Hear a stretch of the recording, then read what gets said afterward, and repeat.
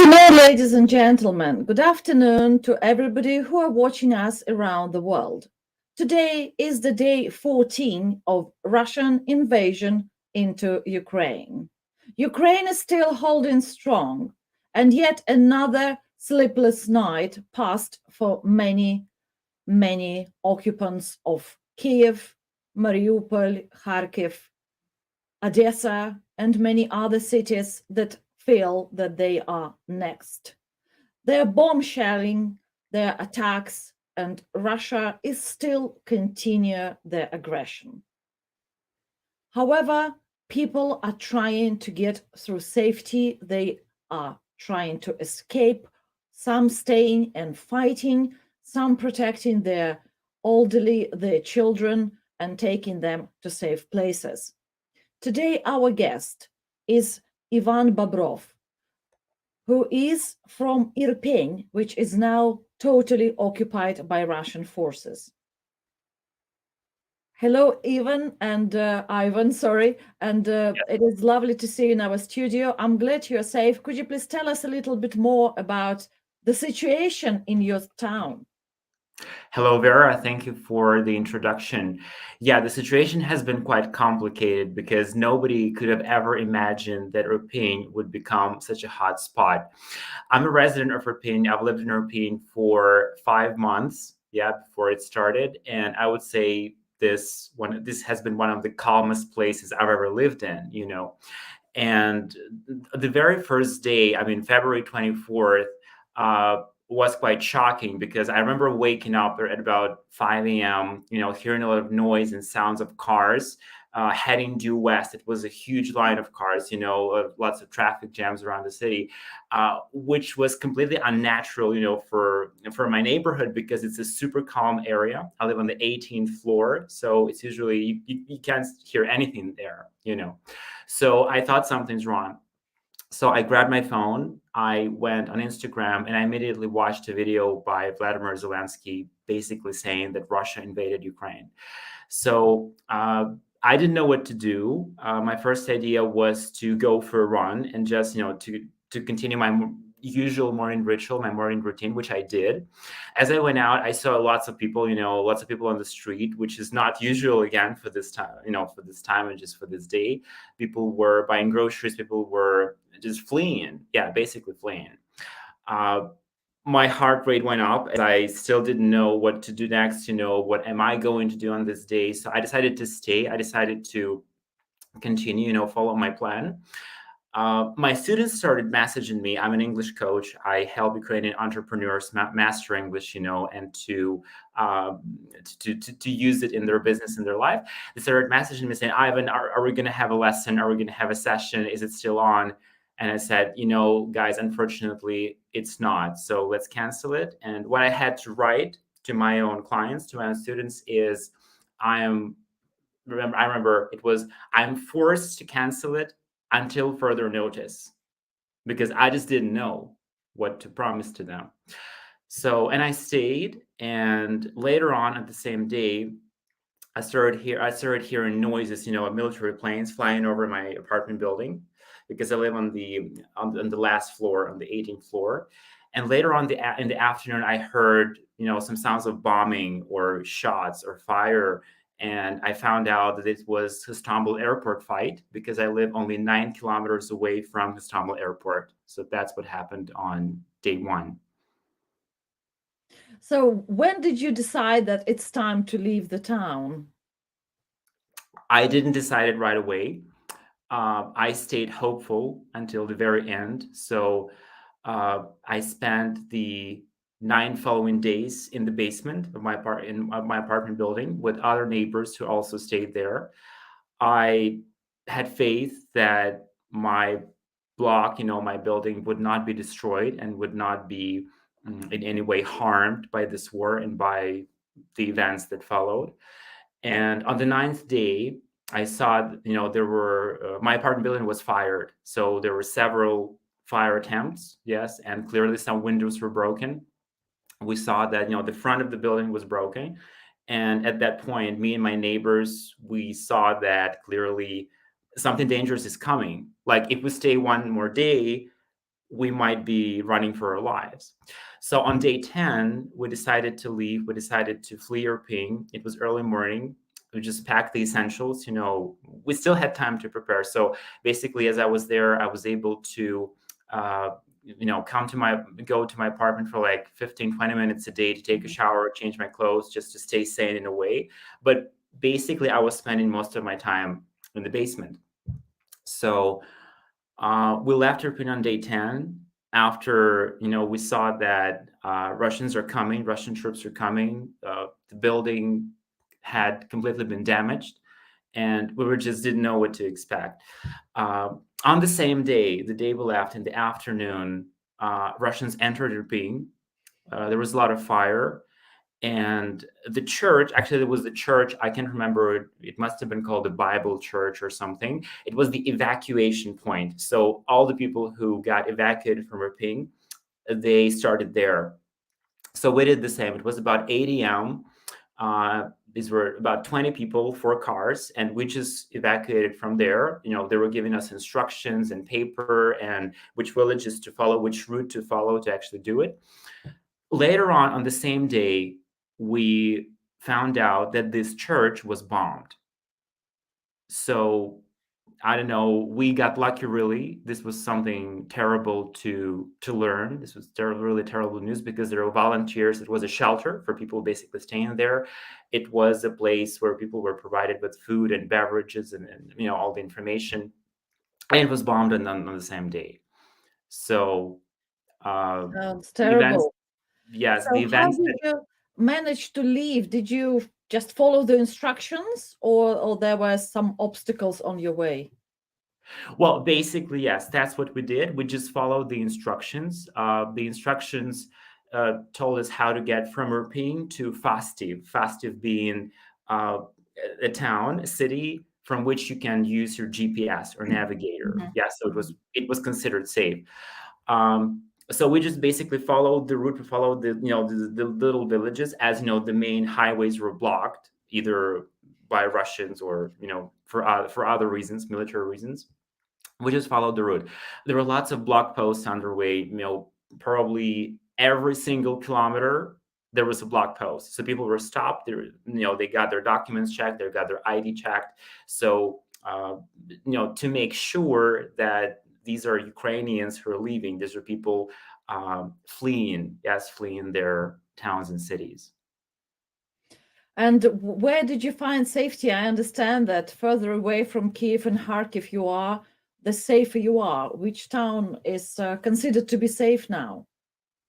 It's really hard to say, because right now I would say I have relative safety. Yes, I'm relatively safe. But what I can tell you for sure that while I was in Irpin, I felt no safety whatsoever. Like every single second, every single minute, you stay alert because you know what's going to happen. Maybe there's a bomb, it's going to fall down from the sky. You hear some explosion, you hear some fire, so you feel zero safety there. Right now, I am in the suburbs of Lviv, so I'm staying here in my friend's house temporarily. And here I feel relative safety, so we can say. But I understand that I'm still in Ukraine, and what's going to happen tomorrow, obviously, nobody knows that. Nobody can predict that. Yes, it's quite an escape. You've been lucky. Do you have many friends and relatives who are still in Irpin who didn't manage to get out? Most of them did. Most of them get out. However, some people they were really hopeful and they decided to stay. Maybe like if we talk about my residential complex, my residential area, it must be about 10 or 15 people who are still there. And right now they're being evacuated, by the authorities. Now it's harder to do it at this point because Russian troops occupied the town. However, it's possible. And I would say that on days 9 and 10 maybe have been the most active evacuation days from my neighborhood because people clearly saw that the buildings started being destroyed. There were bombing, there was fire, and people saw that it's just dangerous to stay. The situation is not getting better. Well, we have heard many threats from Russians and the people who are getting from Russian forces taken as war prisoners by Ukrainian side. We know from those videos that the orders that were given to Russian soldiers are simply shoot the civilians, kill the civilians. And did you feel it when they have? I mean, I know you already were out before Russians were coming, but what people are saying now, is it now that kind of situation when whoever left in Irpin knows that he can be shot at any time? What are the news?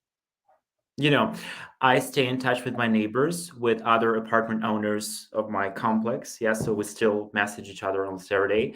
So what people are saying is that after I left, Russian troops entered, and they started shooting civilians for no reason. Even people who were staying, in the basements, some people were really courageous to come out and to try to kind of negotiate their evacuation and to be able to flee. But that's what happened. They did that. I know that Russian troops even spent a night, maybe some nights, in my residential complex. So basically, where I live, they robbed some supermarkets, which were nearby, just right next to my apartment building, and that's what happened. And that's terrible because you really see no reason for them to do that, and other than just to provoke fear and to increase terror, yes, in your opinion, just in the whole country. So that's what followed. That was really hard to watch. And as we were just fleeing, as we were getting evacuated, we were reading the news, reading the chats and everything, and people were sharing really unpleasant and completely terrifying news with us. I understand that United Nations court is completely ruled out the claims of Russian of Russian war because they were telling that they have started this war because of genocide in Ukraine, and it's a false accusations. And the Convention of Genocide is not created for false accusations in genocide, because Russia right now is using this convention as a tool to enter the Ukraine.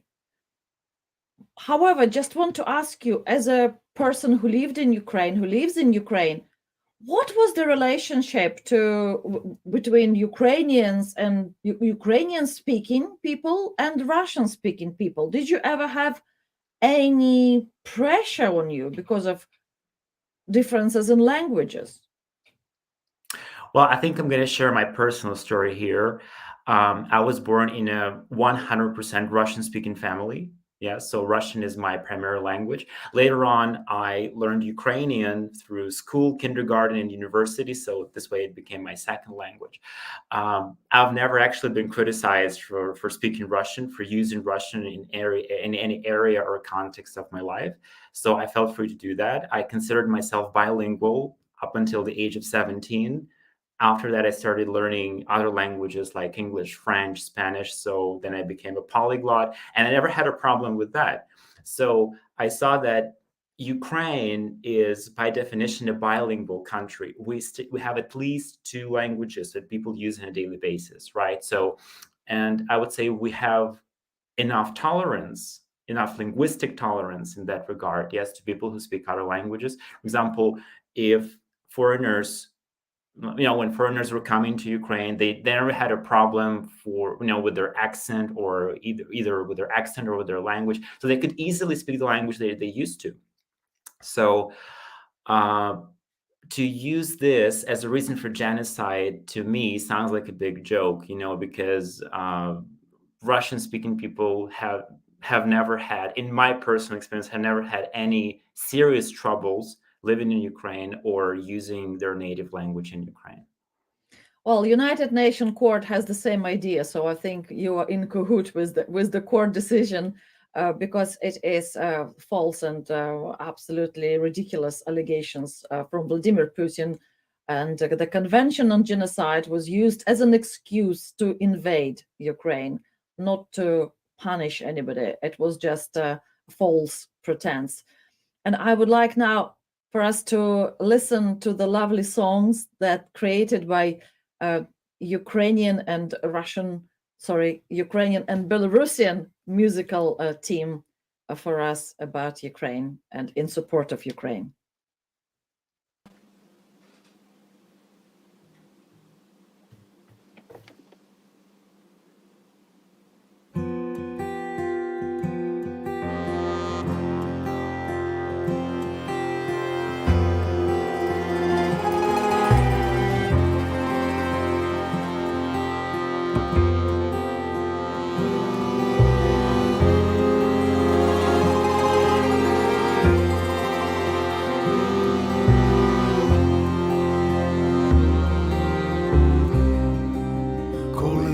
Настане день,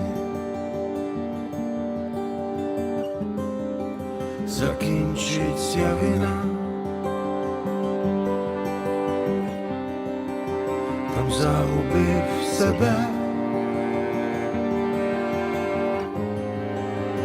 побачив аж до дна.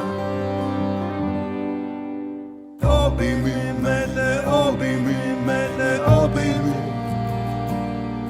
так лагідно і не пускай. Обійми мене, обійми мене, обійми, твоя весна прийде нехай.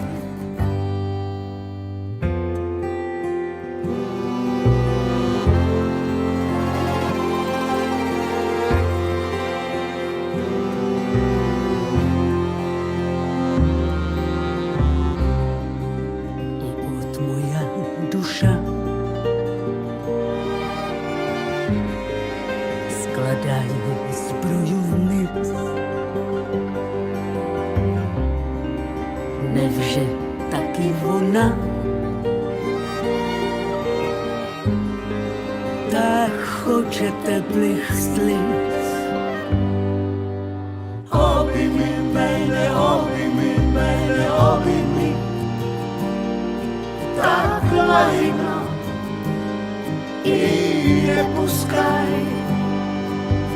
Обійми мене, обійми мене, обійми, твоя весна прийде нехай.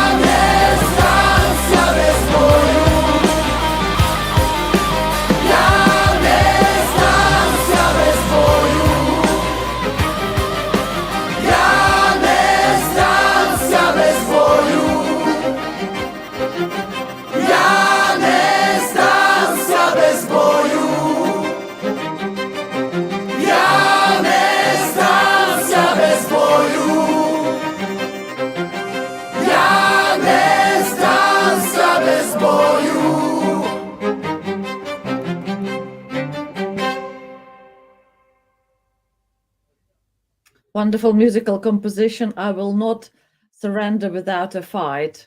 Definitely very Very nice, beautiful. very touching, beautiful song. Ivan, I understand that what you feel right now is probably impossible for us to understand. We can't really connect, because now I do remember what my grandmother told me about the Second World War, and I can sort of relate that to what people are feeling now, people who are escaping, because I know the evacuation is now undergoing, and people trying to escape, and there are another 12 hours of ceasefire rule, which undoubtedly will be broken by Russians, as they usually do, because they besiege the city in the medieval way of cutting supplies, cutting water. I know people, children dying from lack of water, lack of food, lack of everything, and it's very uncivilized manner. Russians were telling that they come into Ukraine to free the nation. How do you feel now as a nation towards Russian people, Russia, Vladimir Putin, their politics? How do you feel about them now? Vera, you're absolutely right. Feelings are really hard to describe at this point, because when things like that happen, such atrocities and such violence, you're never prepared for that. So I have to say, at this point, or let's say, the moment when I started my evacuation from Irpin, I experienced real emotional numbing. So that's when you ask yourself, what am I feeling right now? And the answer is nothing. So the way I explain it is just, the body's self-protection mechanism to protect itself and not to go insane. But basically, we understand that behind that numbing, there are a lot of feelings of anger, of rage, of fear, of hurt, ultimately, that are going to bubble up to the surface at some point. So that's what's happening. I've talked to some students of mine, also some friends of mine who also got evacuated, and people seem to be going through a similar process. So the first 2 or 3 days, after this happens, they're just numbing, you feel nothing. And then suddenly you're starting to come back to your feelings. You start to say, oh, I'm angry, or, oh my goodness, I'm afraid right now. But it's really hard. So many people are just, freezing emotionally, and just not being able to process what has happened. So that is what's happening. Of course, most Ukrainians hate Russians at this point, understandably. Yes, and this was my first reaction to, you want to kill everybody, you hate everybody, you hate the entire country, you hate the entire nation. Now it's really hard to say, because I understand it's a mix of emotions, it's a mix of feelings, and of course, Russia is the one to blame. Absolutely.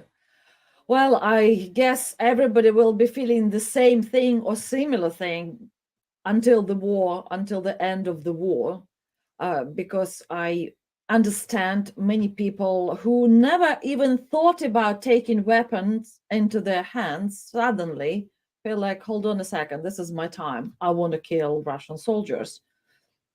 Amongst people who were evacuated, do you see anybody coming back with the guns and trying to join those territorial defense army, the nation's army? What is the situation where you are now? No, actually, from the people who got evacuated, I have not seen anybody do that. What I have seen are really brave men, some entrepreneurs, businessmen, actually the mayor of Irpin, who stayed there, who are currently in the town, and who are defending the town against the aggression of Russian troops. So basically, people who made a choice to stay there, they've been staying there till this moment. But most of the people flee, because they understand that if they don't help themselves, if they don't save themselves, it might be too late, for them to be able to help the country. So basically, people who wanted to stay, they're staying there.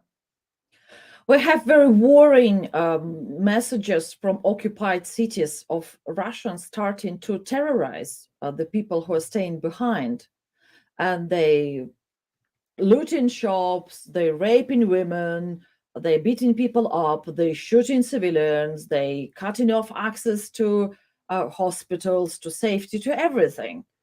Do you have those messages from Irpin as well?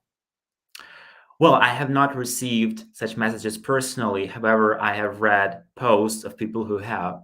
For example, I subscribe to the Facebook page of the mayor of Irpin, Mr. Markushin. And recently, just yesterday, Markushin shared a post.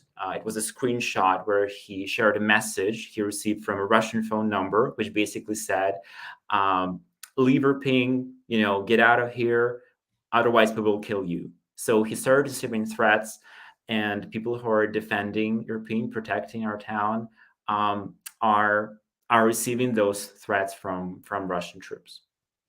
It is very interesting because this is a typical FSB strategy to occupy city, and then they unfold the next level, which is how to put people under their thumb, how to put people under their control. Do you think there are many people inside Ukraine who are helping them to get the information, to find out who the government officials are? Do you have groups of people around Ukraine who are helping the occupiers? I don't think so. At least in my personal experience, I have not seen any. What I felt from the very first day of war is that Ukrainians seem to get even more united by this war. So there's a sense of community. There's a sense of communication. Shall we put it this way? So not really. There was a lot of effort made to defend Ukraine, to actually do something against this oppression, against this aggression. But what I see, you're absolutely right, Vera, that these threats are coming, and these are the strategies that Russian troops are using to terrify, yes, let's say, to scare citizens and to scare military people. Oh my God, it's really terrible, and not only people inside Ukraine are united by this horror. We all united now. People around the world are united, and we do feel deeply for the sufferings of all those people, all people who are trying to escape, who have been shot or went under the attack while escaping. And I just want to say that soon we will have a footage from New York National Opera, who are now starting every show and every performance with Ukraine national anthem.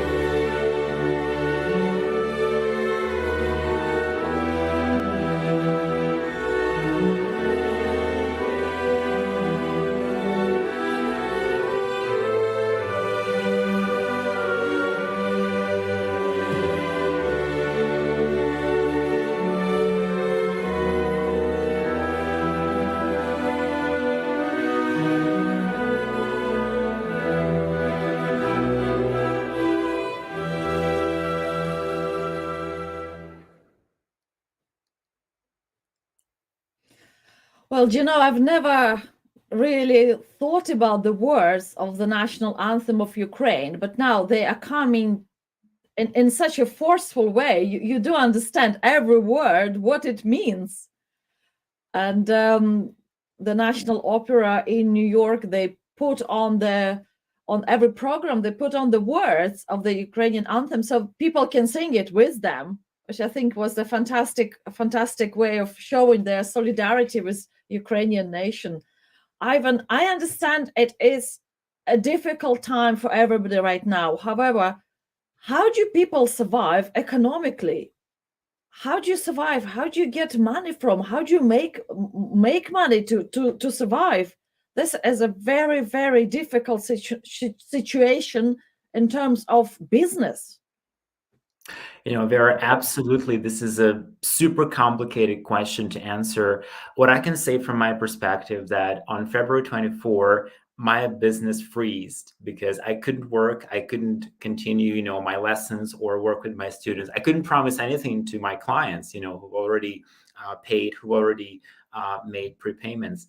So this is still a question to be answered. I would say, so what I see, people are using the money they had accumulated before the war. They're using their savings, or maybe they're using the cash they currently have. If they don't, people often borrow from their friends or from their relatives. So we're just finding a way to get by. We're not talking about any business projects at this point or any new financial instruments that would help people survive, but we are talking about getting by, about survival.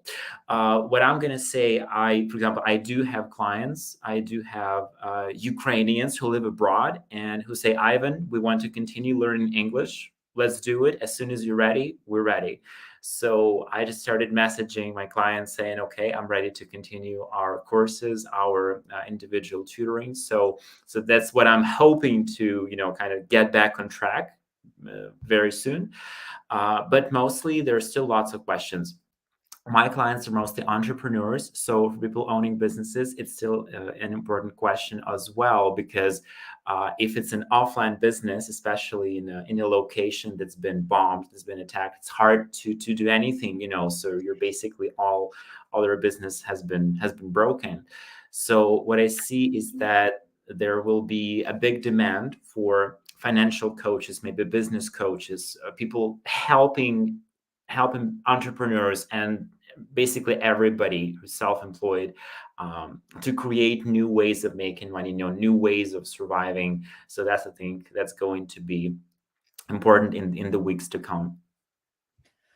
Well, this is really something we never expected. And I know many people were talking about possibilities of the invasion, and many analysts were talking about it in some sort of future, and maybe not the distant future, but nobody kind of realized that could happen tomorrow, or and now everybody's saying, well, we were talking about it, but it still came very, very unexpected. I understand that many people now have to leave all the material possessions they had, their houses, their cars, their tables, plates, pictures, everything is left behind. How do you feel about that? Do you feel sorry for that, or you are happy to get out alive? Well, both. I'm going to say both, because when you're trying to save your life, when you're running for your life, you're starting to care less about possessions, about your belongings. What I'm going to say is that I escaped European with 4 bags, so I had to pick up everything, all the essentials, the things that you cannot easily buy in a new place, into 4 bags. Yes, I am starting to feel sorry about the things I lost because of war. But I'm starting to get those feelings only now, because before that, as I was on the road, as I was fleeing, I couldn't even think about anything but just finding safety, finding a place to stay. So, of course, people regret that. I personally regret that. Many people already have hope that they will, make it all back. They will compensate for that. They'll be able to, let's say, set up their life, set up even a better life in the future. But those feelings of regret are still there. a lot of my neighbors, for example, are not sure about what has happened to their apartments. For example, I know that my apartment has been on fire, and that windows are broken in my apartment, but I have no idea what's inside. So will my apartment building be there? Will it not? It's still not clear. So same goes for lots of residents of Irpin, because we understand that there have been a lot of bombing and airstrikes as well, which basically followed, which happened on the following day after I left. So it's still hard to accept that so many people have lost everything they've ever had. And right now we are facing the future that is blank, that is unpredictable, that is not planned or scheduled in any way. And we have to find a way to keep on living. I think that's the biggest request that I hear from my friends and from my clients personally. Yeah, just to find the strength, to go on and continue. I understand that from the examples of Aleppo, of what the Russian forces did in Syria, what they did in Grozny, and everywhere there, wherever they are appearing, they seem to use the same technology or technique. They start bombing the city till it's flat. They don't worry about anything. They just reduce it to ground zero. Maybe that's why that's letter Z is for, because they want to reduce everything to zero. My goodness, yes, and Yeah. I think it makes sense, because just a few days ago, as I was reading my European chats, with people living in European, people were saying that this is what they're going to do. They're going to reduce our residential complex, basically our apartment buildings, to ground zero. So it's quite possible.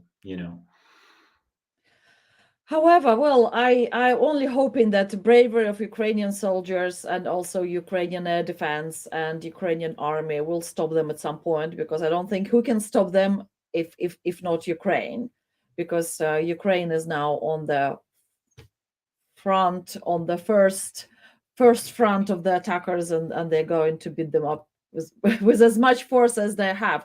But what is the general notion in the society? Do you believe in Ukrainian army, that they can stand strong and really resist that pressure?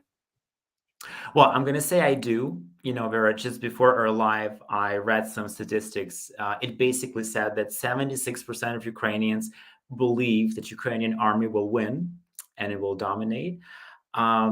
I understand that our forces are not even, because Russia obviously must have more potential, must have more, soldiers or more possibilities for war. And they certainly seem to be more prepared, because they are the attackers. Yes, they are the invaders. What I do believe in is that Ukraine, being a democratic state, has lots of partnerships with European countries, with Western countries as well, who are able to provide support, and who are able to provide also military support to fight back. So I believe we can make it. I believe we have everything we need. We're strong psychologically. We're a strong nation, and it's just a matter of time as to when the war will be over. Thank you. Well, in 1941, nobody knew that war will be over. People were preparing that for all eventualities. However, war eventually was over, and I'm hoping that we will see Nuremberg process 2 now for Russians, for their war crimes, and this process is started already, and it does give us hope that everything will be coming back to normal, and that Russian authorities will be punished, will be put on trial, and we will never repeat anything like that again. So that's my hope. And I would like to finish our meeting, and thank you very much, Ivan. And I would like to finish our meeting with the beautiful composition that was prepared by pupils from the King's College in Worcester. And they recorded this video of themselves singing a Ukrainian folk song and shared it with school in Ukraine. And one school in Kyiv replied, "This means a lot to us." So thank you very much for you, Ivan, for your strength. And thank you very much for everybody who are supporting Ukraine, supporting Ukrainian fighting effort, and help Ukraine economically, and help with your donations. And thank you very much. And thank you for everybody who are supporting Ukraine with cultural efforts and sending them their love, their songs, and their goodwill. Thank you very It's much. been my pleasure. Thank you very much, Vera. Thank you. Good evening.